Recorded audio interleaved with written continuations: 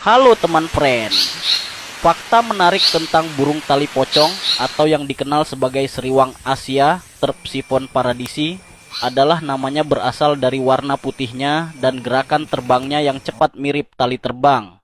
Burung jantan memiliki bulu putih dan ekor panjang, sementara betina dominan warna coklat dengan ekor lebih pendek.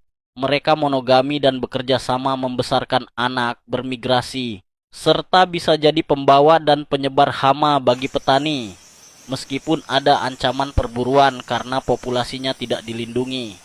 Meskipun memiliki peran ekologis, burung ini tidak dilindungi dan sering diperdagangkan sebagai burung hias sehingga populasinya terancam.